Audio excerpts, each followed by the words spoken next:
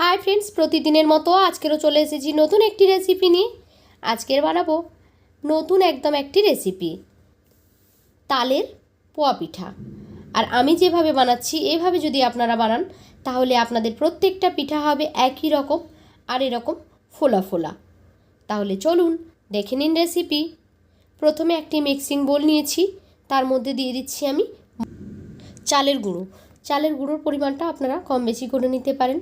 দিয়ে দিলাম স্বাদ অনুযায়ী লবণ, আর দিয়ে দিচ্ছি অল্প কিছুটা চিনি। তারপর দিয়ে দিলাম এই যে তালের রস। এখন এই সবগুলো উপকরণকে খুব ভালোভাবে মিক্স করে নেব। প্রথমে আমি চামচ দিয়ে একটু মিক্স করে নিচ্ছি। এটা একটা ব্যাটার তৈরি করে নেব। কনসিস্টেন্সিটা আমি দেখিয়ে দিচ্ছি কেমন হবে। এখন এর মধ্যে জল দিয়ে পাতলা ব্যাটার আমাদের তৈরি করে নিতে হবে। একেবারেই পাতলা হবে না, আবার একেবারে ঘনও হবে না, এরকম একটা ব্যাটার তৈরি করে নিতে হবে। পোয়া পিঠার ব্যাটার যেমন হয় ঠিক তেমন মতোই তৈরি করে নিতে হবে। এখানে তালের রসের পরিমাণটা আপনারা কম বেশি করে নিতে পারেন।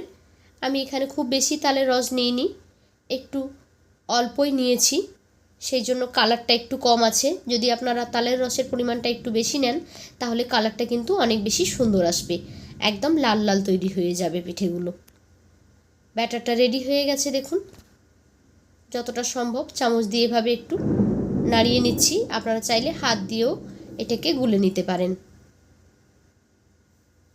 এখন একটা কড়াইতে তেল বসিয়ে তেলটা গরম হলে তার মধ্যে একটা বাটি দিয়ে দিয়েছি। বাটিটাও খুব ভালোভাবে গরম করে নিতে হবে। যতটা গরম হবে তত কিন্তু পিঠেগুলো খুব ভালো উঠবে।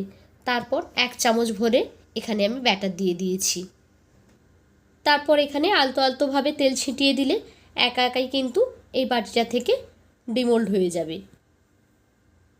এখন আবারও দিয়ে দিচ্ছি বাটিটার মধ্যে, আর এটা একটা সাইডে সরিয়ে নিয়েছি। কিছুক্ষণ নাড়াচাড়া করতে থাকবো। এটা কিন্তু একা একাই ফুলে উঠবে। দেখুন খুব সুন্দরভাবে ফুলে উঠেছে। বাকি পিঠাগুলো আমি এরকম একই রকমভাবেই তৈরি করে নেব। একটা একটা যখন ছেড়ে আসবে নতুন করে আবার একটা একটা দিতে থাকবো। আর দেখুন সব পিঠাগুলো কিন্তু ফুলে গেছে, খুব ভালোভাবে ফুলে গেছে। আর এই বাটিতে দেওয়ার ফলে পিঠার মাপটাও কিন্তু একই রকম থাকবে। সব পিঠা আমি একই রকমভাবে এখানে ভেজে তুলে নিচ্ছি। এই তো খুব সুন্দরভাবে ভাজা হয়ে গেছে, রেডি হয়ে গেল আমাদের তালের পোয়া পিঠে। তো কেমন লাগলো আপনাদের কাছে আজকের এই রেসিপি? যদি ভালো লেগে থাকে তাহলে লাইক, কমেন্ট আর শেয়ার করবেন। আর এই রকমই সহজ সরল রেসিপি পেতে আমার চ্যানেলটিকে সাবস্ক্রাইব করে বেল আইকনে ক্লিক করে নোটিফিকেশান অন করে দেবেন। তাহলে যখনই আমি কোনো নতুন ভিডিও আপলোড করব সেই ভিডিওর নোটিফিকেশান সবার আগে পৌঁছে যাবে আপনাদের ফোনে। তো আজকের মতো এই পর্যন্ত। ফিরে আসবো আগামীকাল নতুন আরও একটি ভিডিও নিয়ে। ততক্ষণ সবাই ভালো থাকুন। টাটা।